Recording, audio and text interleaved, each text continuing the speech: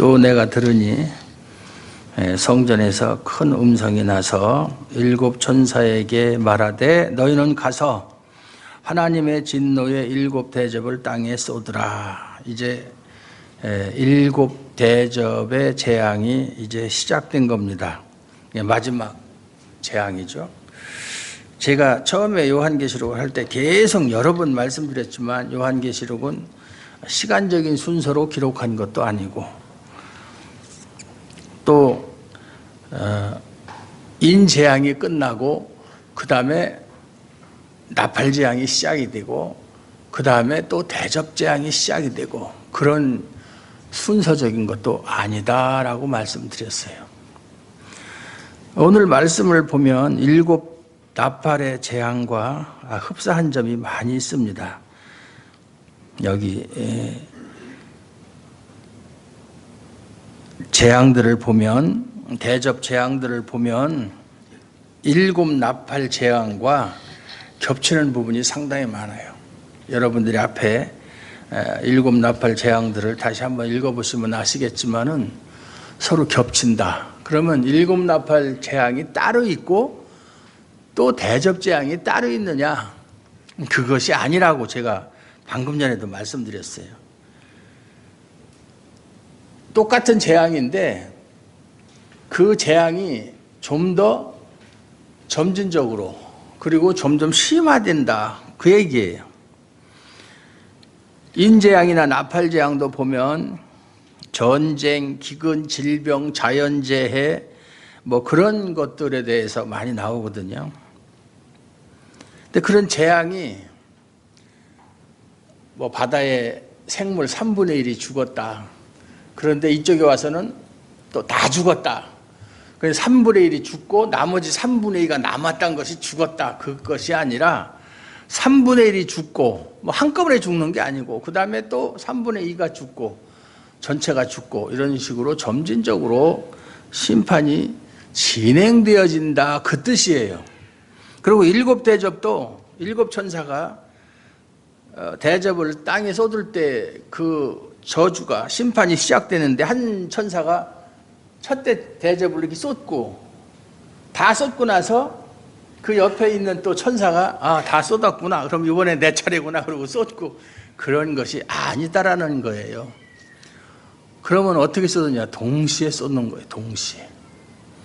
그런데 이제 사도 요한이 볼 때는 첫째 대접을 쏟을 때 나타나는 현상, 둘째 대접이 쏟아지니까 나타난 현상을 차례차례 이야기한 것뿐이지 대접을 뭐 차례차례로 다 부었어요? 이게 뭐 내 차례인가? 그렇게 물어보고 나서 부었다더니 그리고 대접재앙이든 인재앙이든 나팔재앙이든 실제로 이것이 정말 대접을 실제로 쏟았느냐 그런 것이 아니라고 그랬잖아요. 네.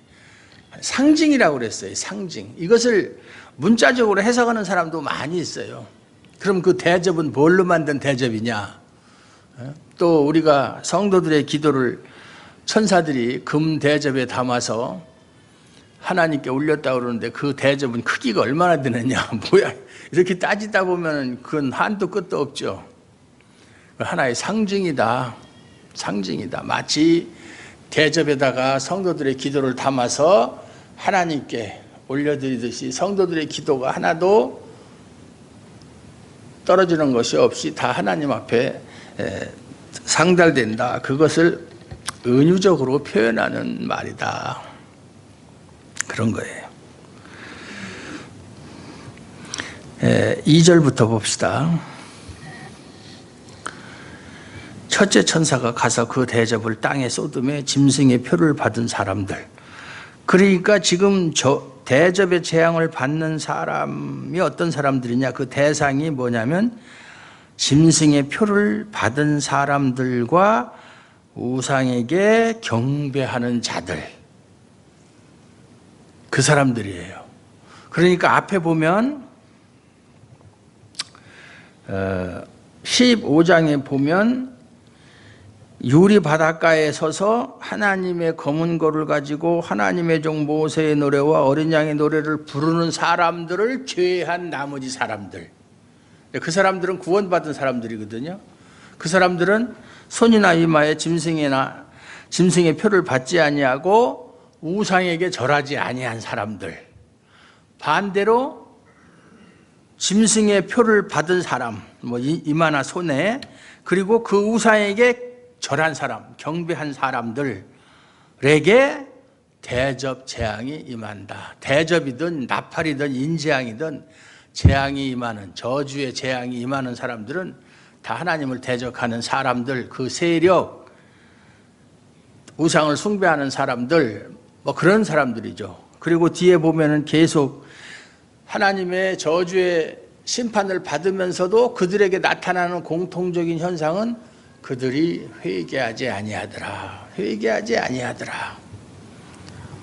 그거예요. 죄인들은 자기가 지금 무슨 죄를 짓고 있는 줄도 모르고 자기가 하나님의 저주를 받아서 심판을 받고 있는데 이 심판의 원인이 자기한테 있다는 것을 알지 못하고 자꾸 핑계를 대는 거예요. 누구 때문에? 누구 때문에 그렇고, 다른 사람을 원망하고 그 사람 탓으로 돌리고.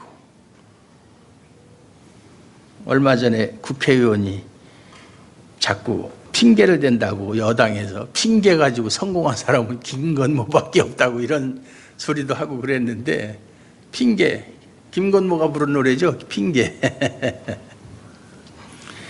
사람들은 죄인의 특징 중에 하나가 핑계하는 거예요. 다른 사람 탓을 하는 거예요. 자기 잘못이 없어요. 다 너 때문에 그래. 네가 잘못해서 그래. 그렇지 않았으면 내가 괜찮았을 텐데, 안 그랬을 텐데. 환경 탓을 하고 주변에 있는 사람 탓을 하고 어떤 조건을 탓하고 다 그렇게 탓을 하는 거예요. 그 모든 원인이 자기로부터 시작되었다는 것은 까맣게 잊어버린 채 다른 데서 원인을 찾고 그것을 원망한다고 해서 그 사람의 죄가 없어지거나 하나님의 심판을 면하거나 할 수 있는 길은 없다, 그 말이에요. 경배하는 자들에게 악하고 독한 종기가 나더라. 악하고 악독. 이것이 어디에서 또 이런 현상이 있죠? 출애굽에 보면 애굽에 하나님께서 10가지 재앙을 내리실 때 이게 재앙이 이 독한 그 종기가 몇 번째 재앙이죠? 피, 개구리, 이, 파리, 우박, 메뚜기, 악질, 8번째인가 보네. 8번째 재앙. 9번째가 흑암, 10번째가 장자의 죽음. 출애굽에 하나님께서 애굽을 향해서 재앙을 내렸던 그 재앙.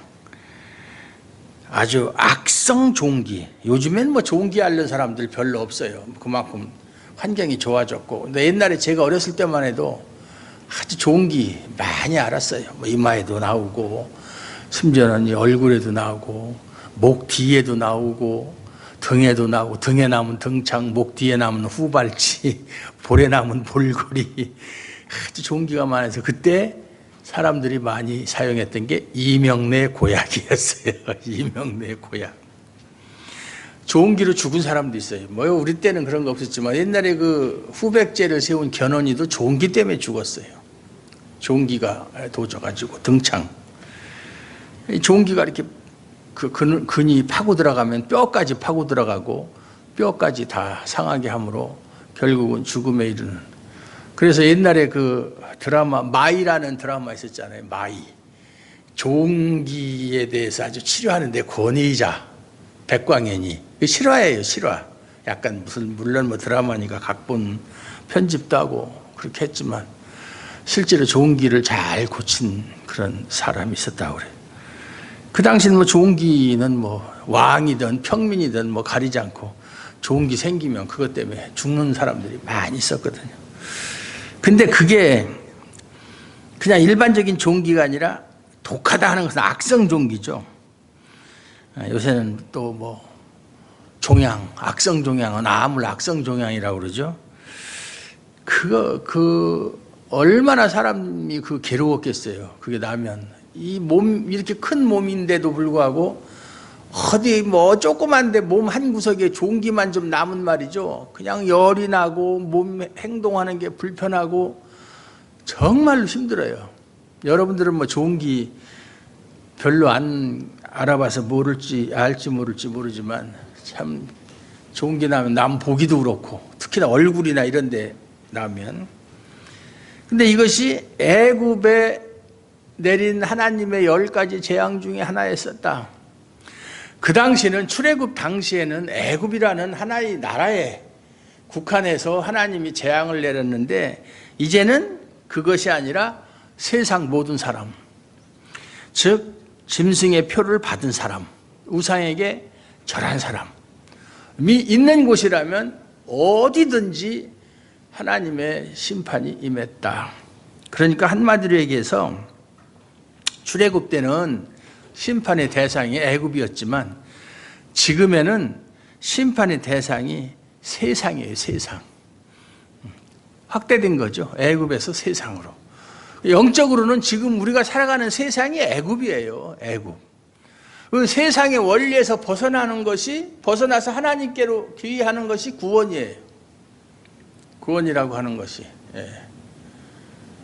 우리가 언제까지 이 세상에서 세상의 원리로 세상 사람들이 살아가는 방식대로 세상이 추구하는 그것을 잡기 위해서 따라가다가는 애굽에서 살다가 하나님의 심판을 받고 망하는 옛날의 애굽 사람과 다를 바가 없다 그 말이에요. 애굽을 떠나야죠. 둘째 천사가 그 대접을 바다에 쏟음에 바다가 곧 죽은 자의 피같이 되니 바다 가운데 모든 생물이 죽더라. 이것은 나팔재앙도 마찬가지예요. 나팔재앙도 그렇게 했어요. 바다가 피같이 변했다. 그래서 바다 생물이 죽었다. 근데 여기서 바다 생물이란 물에 사는 뭐 물고기라든가 그런 것도 죽지만 그 바다에서 어업을 하든가 아니면 그 옛날에는 바다를 통해서 교역을 했잖아요. 배를 통해서. 그 교역에 종사하는 사람들까지도 다 죽었다 그 말이에요. 죽었다. 만약에 바다가 피같이 돼서 또 바다에서 일하는 사람, 뭐 어업을 하는 사람이든 뭐 상업에 종사하는 사람이든 수출업에 종사하는 사람들이 다 죽으면 대번에 나타나는 현상이 뭐예요? 경제적 파탄이에요. 경제가 파탄나는 거예요. 경제가 파탄나면 나라가 망하는 것은 시간 문제예요. 뭐 다른 어떤 것도 문제가 되지만 사람이 식량이 없어서 굶주린다든지 그러면은 뭐 그 외에 다른 것은 그것을 대체할 수 있는 게 없어요. 사람이 굶는 데야 무슨 대책이 있겠어요. 허기를 채우지 않고서는 아무 일도 할 수가 없죠. 아무리 제도가 좋으면 뭐하고 아무리 자유를 주면 뭐예요. 우선 배가 고파서 지금 당장 죽게 생겼는데. 그래서 옛말에 사흘을 굶고 남의 집 담을 뛰어넘지 않는 사람이 없다 이런 속담이 있잖아요. 사람이 배고픈 것보다 더 큰 고통이 없다 그 말이에요. 요즘에야 배고픈 고통을 당하는 사람이 극소수겠죠. 뭐 지금도 없잖아. 있긴 있어요. 우리가 몰라서 그렇지. 뭐 노숙자들도 그렇고 또 음지에서 우리가 알지 못하는 가운데서 먹는 거, 또 이제 겨울철이 돌아오면 추운 방에서 참 연탄 한 장이 참 귀한데 그게 요즘에는 또 사람들이 이게 기부를 하고 하는 사람들이 점점 줄어든다고 그래요. 그래서 그런 혜택을 받지 못하고 고생하는 사람들이 많이 있어요. 그래서 그런 것은 참 교회가 하는 주된 일은 아니지만 참 교회가 그런 일을 앞장서서 해야 되는데 우리 교회가 좀 돈이 많으면 그런 사람들도 도와주고 소녀 가장도 좀 도와주고 누구 보라고 드러내기 위해서 하는 게 아니라 정말 오른손이 하는 일을 왼손이 모르도록 왼손이 하는 일을 오른손이 모르도록 그렇게 했으면 좋겠는데 그런 마음은 굴뚝 같은데 여러분 돈 좀 많이 버세요. 돈 많이 벌어서 하나님께 정말 좋은 사업에 쓸 수 있기를 바랍니다. 혼자서 잘 먹고 잘 살라고만 하지 말고 지금도 어려운 사람들 참 많아요.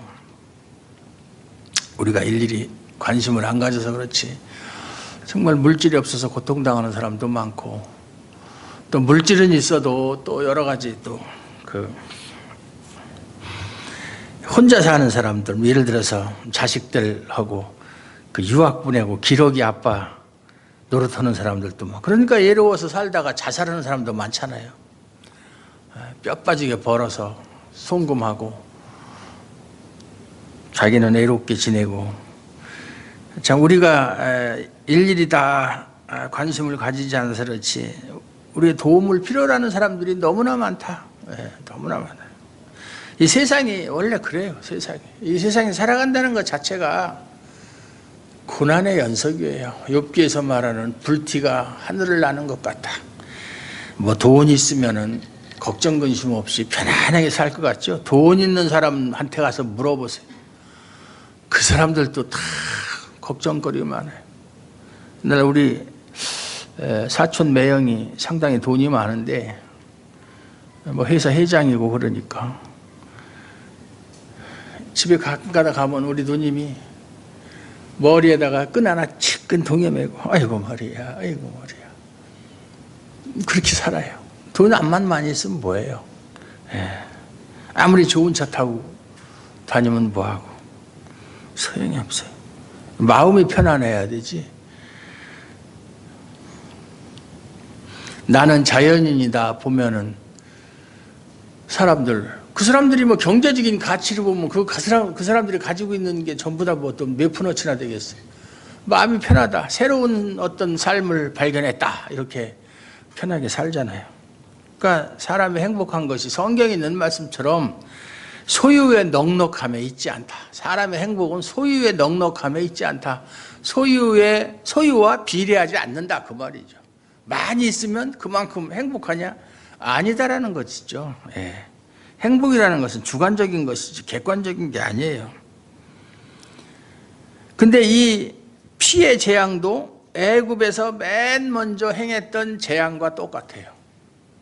모세가 지팡이를 무슨 강이죠? 애굽에 있는 강은 나일강이죠. 나일강에 펴니까 그 강이 피로 변해서 사람들이 그걸 먹질 못했다. 이 나일강은 애굽 사람들이 신으로 섬기는 강이에요. 그 10가지 재앙은 다 그들이 섬기는 신과 관계가 있는 거예요. 다.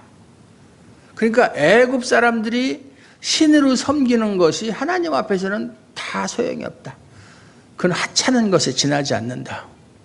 하나님을 대적할 수 있는, 하나님을 이길 수 있는 신은 이 세상 어디에도 없다. 상천하지에 유일하신 신은 하나님밖에 없다라는 것을 보여주는 사건이에요.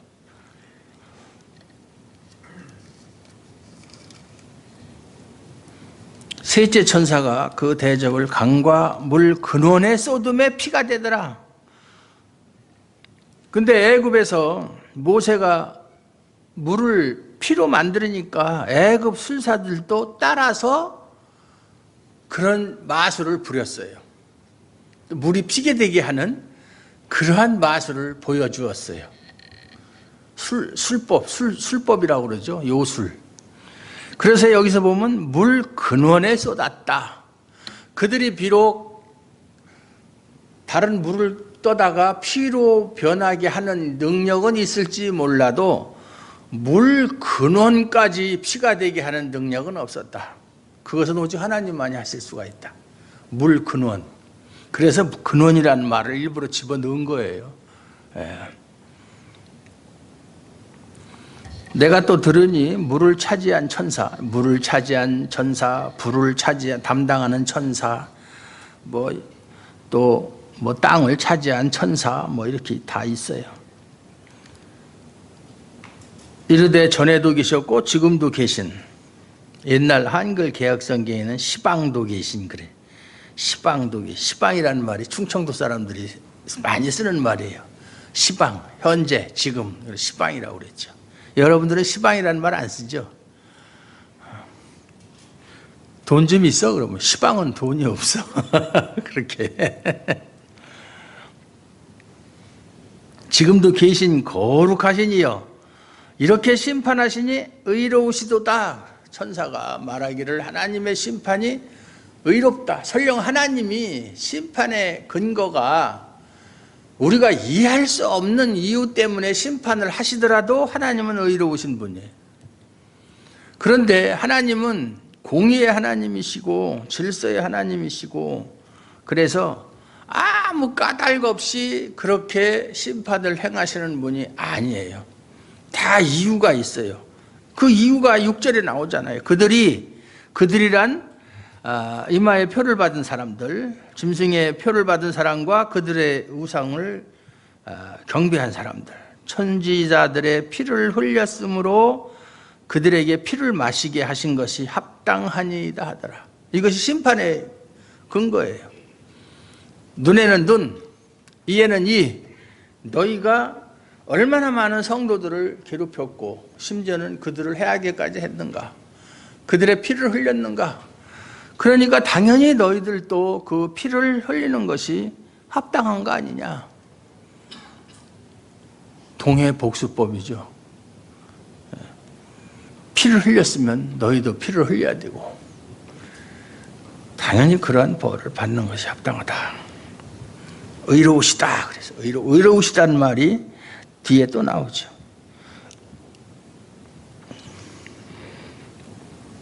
그 의롭다, 하나님을 의롭다라는 말이, 의자가 뭐예요? 오르르 의자죠. 하나님 오르시다. 뭐가 옳다는 거예요? 하나님을 우리가 의롭다 할 때는 하나님께서 우리와 언약을 맺으셨거든요. 언약. 그 언약 맺으신 것을 하나도 빠뜨리지 않고 다 실행에 옮기는 것을 의롭다고 하는 거예요. 하나님이 말씀하신 거, 우리에게 약속하신 거, 다 언약이잖아요. 그것을 하나도 남김없이 다 이루시는 것을, 이루시는 행위를 의롭다라고 그러는 거예요. 의롭다. 뭐 하나님 의롭다는 거, 도덕적으로 의롭다, 윤리적으로 의롭다, 그런 뜻이 아니에요. 하나님한테 그런 것을 들이대고, 근거를 들이대고 이래서 하나님은 의롭습니다, 이렇게 말하는 건 말이 안 되는 얘기죠. 네. 또 내가 들으니 제단이 말하기를 그러하다. 제단이 나오죠. 이 제단 하면은 앞에 우리가 공부할 때 제단에서 뭐가 있다고 그랬죠? 제단. 다 잊어버렸죠?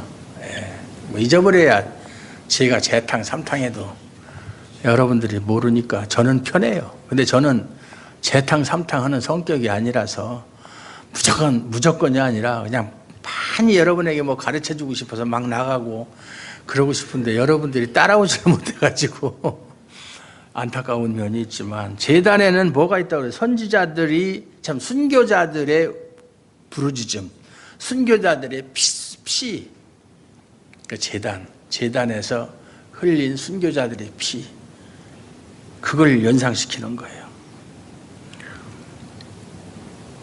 제단이 말하기를 그러하다 주 하나님 곧 전능하신 이시여 심판하시는 것이 참되시고 의로우시다. 이렇게 또 의로우시다. 5절에도 그렇고 7절에도 그렇고 의로우시다. 제단에서 하나님을 믿고 하나님께 충성하다가 박해를 받고 죽은 성도들과 순교를 당한 사람들이 말하는 거예요. 하나님이 의로우시다. 왜? 우리들이 하나님께 부르짖은 기도를 그대로 응답해 주시는 하나님, 의로우시다, 이렇게 이야기하는 거예요.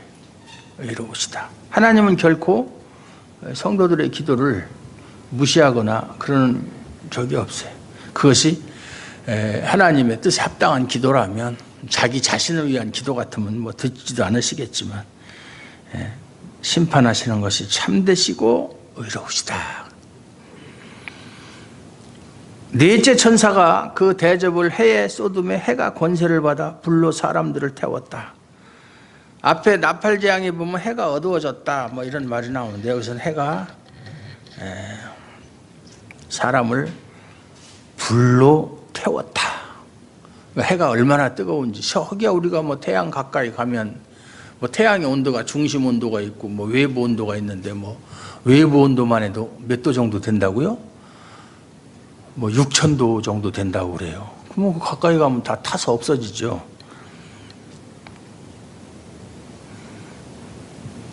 사람들이 다 불에 실제로 그러면 햇빛에 타서 죽느냐, 이것도 상징적인 거예요.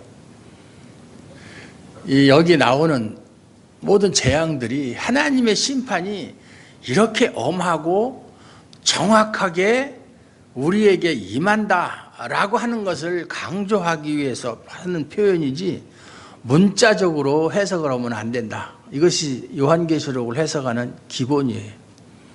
기본. 문자적으로 해석해서 세대주의자들은 계시록 4장에서 믿는 자들은 다 휴거를 했기 때문에 그 나머지 5장, 6장에서 나오는 여러 가지 재앙들은 휴거한 사람한테는 상관이 없잖아요.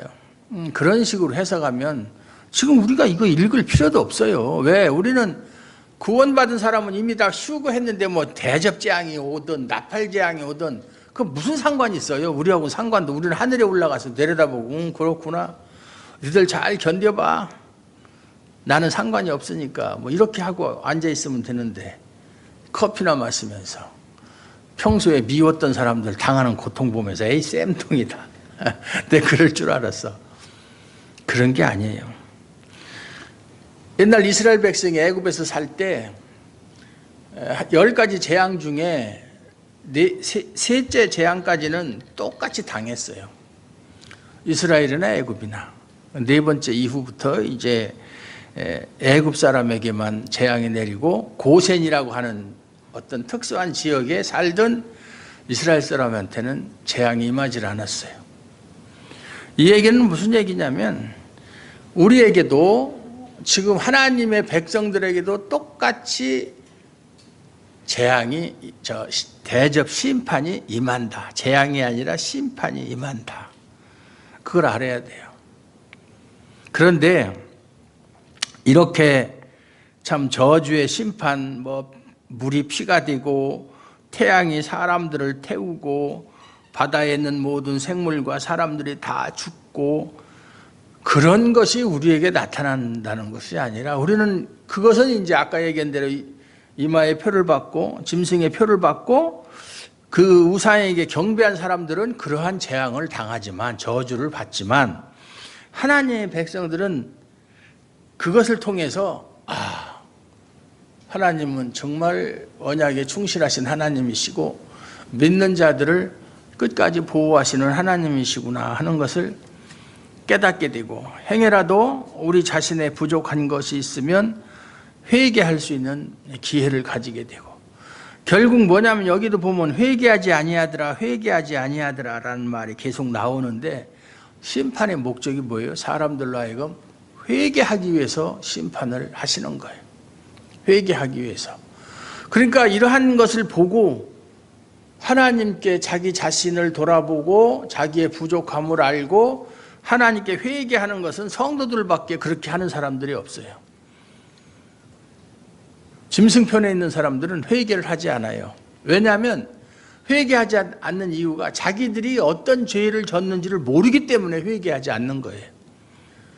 그러니까 자기가 죄인이라는 사실을 모르는 것이 벌써 거기서 은혜에서 죄된 거예요. 은혜라는 게 뭐라고 그랬어요? 제가 지난 시간에 이야기했잖아요. 자기 자신이 하나님 앞에서 철저한 죄인임을 깨닫는 것이 은혜라고 그랬잖아요. 그걸 아는 사람은 회개한다고요. 그걸 모르는 사람은 회개하지 않아요. 아까도 얘기했지만 어떤 재앙이 닥쳐오면 그것을 환경 탓으로 돌리고 뭐 아니면 뭐 제도 탓으로 돌리고 다른 사람 탓으로 돌리지 자기의 죄로 말미암아서 그러한 재앙이 나에게 임한다라는 생각을 하지를 못해요. 사람들은.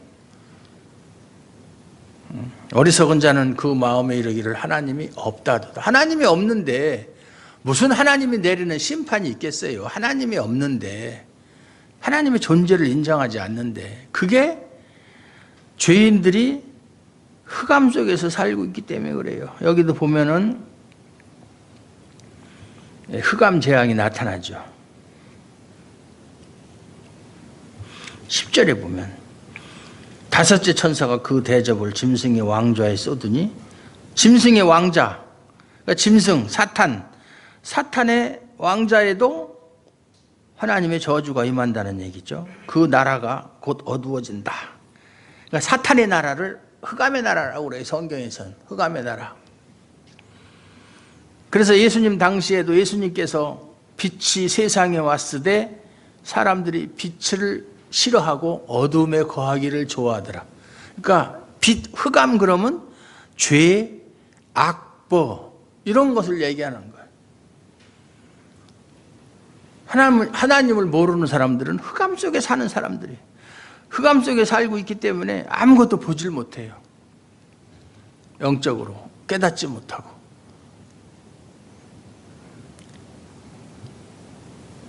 사람들이 아파서 자기 혀를 깨물고. 왜 날이 어두워지는데 아플까요? 어두워지면 어두운 대로 살면 되지. 이것은 흑암, 실제로 뭐 해가 어두워졌다, 어떤 물리적인 현상을 말하는 것이 아니고 사람들의 영적 무지를 말하는 거예요. 무엇이 옳고 그른 건지, 무엇이 참이고 거짓인지, 무엇이 하나님께 속한 것인지 전혀 알지 못해요. 분별을 못해요. 그러다 보니까 심리적으로 큰 고통 가운데 빠지는 거예요. 심리적으로. 지금 현대인의 모든 병의 근원이 심리적인 원인이 80%예요. 신경성이라고 흔히들 얘기하죠. 신경성 위장병이니 신경성 뭐니 신경성. 그게 다 심리적인 거잖아요. 심리적인 거예요. 원인도 없어요. 아파 죽겠는데 병원에 가면 아무 이상 없다는 거예요. 뭐 MRI를 찍고 뭐 CT를 찍고 뭐 엑스레이를 찍어도 나타나질 않은 거예요. 나는 아픈데 환장을 노리시죠. 이게 심리적인 거예요. 정말로 옛날처럼 어디 가서 뭐 풀을 베다가 다쳐서 상처를 입는다든가 이런 거야 뭐 꿰매든지 빨간 약 바르든지 하면 낫겠지만, 요즘에 현대인들이 앓고 있는 병은 스트레스가 원인, 스트레스. 이게 심리적인 거잖아요. 스트레스를 중국말로 야리라고, 야리. 압력을 중국말로 야리라고 그러거든요. 야리. 스트레스 엄청 받아. 야리헌따 그래. 야리헌따. 스트레스가 원인이다. 심리적인 요인이에요. 한마디로 우리는 더 나아가서 영적인 원인이에요. 영적인 원인. 하나님을 알지 못하면 그렇게 될 수밖에 없어요. 마음의 평안이 없어요. 하나님을 알고 하나님께 모든 것을 맡기고 의지하는 사람은 현실적으로 정말로 어떤 뭐 질병이 닥친다든지 뭐 기근이 온다든지 전쟁이 일어난다든지 아니면 자연재해가 일어나도 평안하게 지낼 수가 있어요. 평안하게 지낼 수가 있어요. 시편에 있는 말씀처럼 폭풍이 몰아쳐도 하나님은 폭풍 가운데서도 욥기에 있는 것처럼 욥의 기도를 다 들으시고 지키시는 것처럼 두려워할 게 없어요. 사랑은 두려움을 내어 쫓는다고 그랬어요. 하나님을 믿고 의지하는 사람한테는 두려움이 없어요. 두려움이 있고 불안이 있다는 것은 하나님을 믿지 못하기 때문에 그런 거예요. 불신. 여러분은 마음에 평안이 있습니까? 항상 이거 어떡하지? 왜 이렇게 나는 하는 일마다 안 되지? 나는 되는 일보다 안 되는 일이 더 많아. 나 참 팔자 더러워. 이렇게 팔자 타령하고. 요새 TV를 보니까 아까 오면서도 우리 집사람한테 얘기했지만 그 김수미라는 사람 있잖아요. 탤런트. 일용엄니. 그 자기 한 몇 년 전에 그 급발진 사고로 자기 시어머니가 그 사고로 죽었어요. 그러고 나서부터 그것 때문에 한 3년 동안 너무 힘들게 뭐 지옥 같은 삶을 살았다. 온몸이 안 아픈 데가 없고 막. 그런데 누구가 그러는데 구술하면 괜찮다 이런 소리를 하더라는 거예요. 그런데 내가 모태신앙이고, 제가 알기로는 모태신앙은 아니고 교회는 다녔던 걸로 알고 있어요. 누가 전도를 했냐면 김혜자가 전도를 했어요. 김혜자. 저기 김회장 부인 김혜자. 전원일기에 나오는 회장 부인 김혜자가 온누리교회 다녔었거든요. 지금도 다니고 있죠. 전도해서 다닌 걸로 알고 있는데 뭐 자기는 모태신앙이라고 그렇게 얘기하더라고요. 그리고 자기 남편이 장로래요.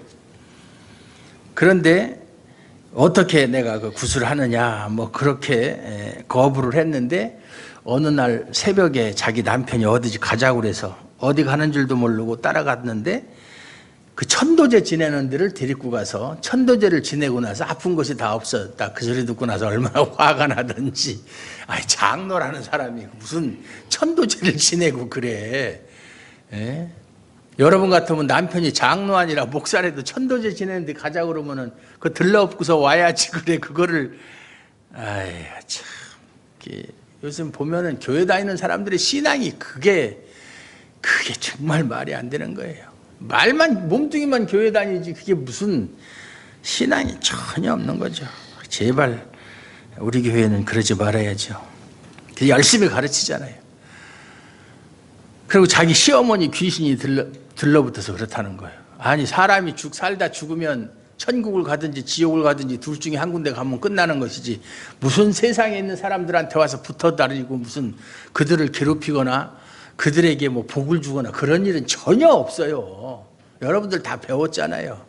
근데 우리나라 사람들은 꼭 그 샤머니즘적인 그 사상이 있어가지고 뭐 자기 뭐 집안 식구 중에 뭐 누가 자살을 하거나 제명대로 살지 못한 사람의 그 영혼이 구천을 맴돌다가 살아있는 사람을 괴롭히고 그러는 거 그건 무당들이 하는 소리예요.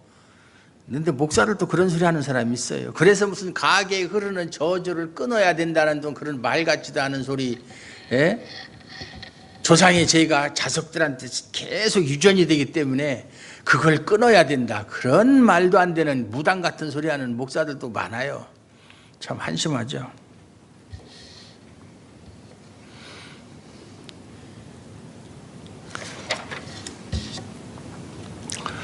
그 11절에 보면 아픈 것과 좋은 기로 말미암아 하늘의 하나님을 비방하고 왜 하나님을 비방해요? 자신들의 죄를 회개해야 되지.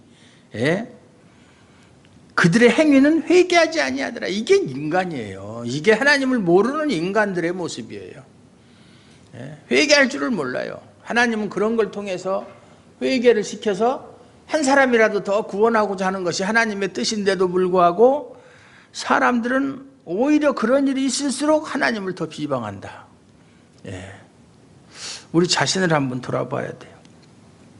정말 하나님의 택한 백성들은 그런 걸 보고 남이 당하는 고난이든 내가 당하는 고난이든 그런 걸 닥치면 오히려 그걸 통해서 회개의 기회로 삼고 또 하나님이 그러한 것을 통해서 회개를 하도록 은혜를 베푸셨으므로 오히려 감사한 마음을 가져야 돼요.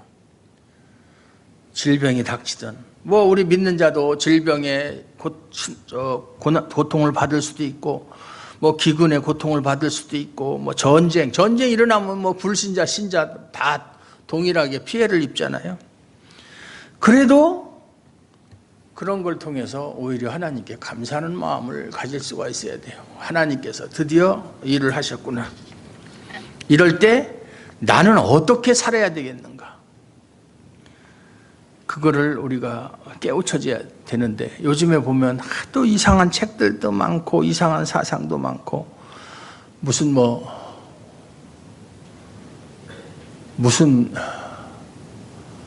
영화 무슨 영화죠? 그 예수님이 막달라 마리아하고 결혼해서 자식 낳고 잘 살다가 죽었다. 다빈치 코드라는 책이 있죠. 그래서 그 후손이 지금까지 살고 있다 이런. 그러면 예수는 아무것도 아니죠. 다른 사람처럼 똑같이 결혼해서 자식 낳고 살고 그 후손들이 지금까지 살고 있으면 그 뭐 몇 대 손인지는 모르겠지만 2000년 전이니까 수백 대 손 되겠네요. 네. 유다복음이라는 거예요. 유다복음.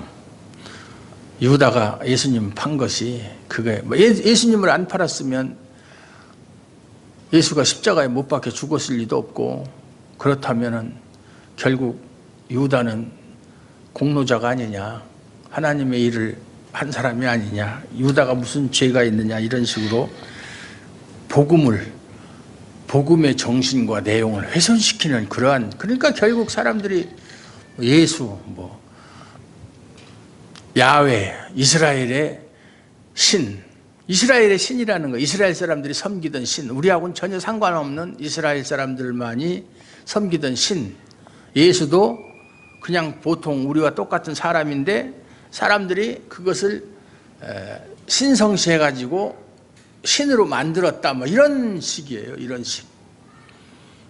참 그런 사람들의 말로가 불쌍한 거죠. 비참한 거죠. 자기들이 어떠한 죄를 지는지도 모르고 어떠한 죄 가운데 있는지 모르고 자기들의 운명에 대해서 전혀 알지도 못한 채 그렇게 심판받아서 없어질 세상 속에서 살아가면서 어떻게 하든지 남보다 더 많은 것을 움켜쥐어서 힘을 키우려고 하고 자기를 드러내려고 하고 그것이 성공인 줄 알고 그렇게 살아가는 불쌍한 인생들이에요. 불교에서 말하는 참 중생들이에요. 뭐가 뭔지도 모르는. 그래서 불교는 기본 진리가 무지에서 벗어나는 거잖아요. 무지에서. 사람들이 왜 고통받느냐? 무지하기 때문에 그렇다는 거예요. 무지하기 때문에. 무지가 적이고, 우리 기독교는 뭐가 적이에요? 뭐가 적이에요? 기독교는 무엇에서부터의 구원이에요? 죄죠, 죄. 그러니까 출발점이 달라요. 죄. 죄가 우리를 고통을 주고 우리에게 사망을 주고 그 원인이 다 죄에 있는 거예요. 죄의 문제 해결하지 않으면 아무것도 되는 게 없어요. 그 죄의 문제는 우리 힘으로 할 수 없고 오직 예수님만이 그 문제를 해결할 수 있다. 그래서 오직 예수라고 그렇게 이야기하는 거예요. 오직 예수. 예수밖에 없다. 왜? 예수님만이 나의 죄를 사하여 주실 수 있기 때문에. 오직 예수. 믿습니까? 11절에도 보면 아픈 것과 종기로 말미암아 하늘의 하나님을 비방하고 그들의 행위를 회개하지 아니하더라. 회개하지 않는 거예요. 대접재앙이 임한다고 해서 두려워할 필요 없어요. 그것이 우상을 숭배하거나 짐승의 표를 받은 사람한테는 저주의 심판이지만은 믿는 자들에게는 은혜의 대접이 될 수 있어요. 은혜의 대접. 그걸 통해서 우리와 그들의 존재가 확연히 구분이 되고 하나님의 대접이 확실히 대우가 달라진다. 대접의 다른 말은 뭐죠? 대접재앙. 다른 말로 하면 사발재앙. 대접이나 사발이나 같은 말이에요. 똑같이 사기로 만들었으니까. 이 세상에 임하는 하나님의 심판은 신자나 불신자에게 동일하게 임한다. 하지만은 그것을 받아들이고 바라보는 입장은 신자와 불신자는 다를 수밖에 없다. 불신자에게는 그것이 저주의 심판이지만 우리에게는 오히려 하나님의 은혜를 더욱더 깊이 깨달을 수 있는 은혜의 대접이 된다. 믿으시기 바랍니다.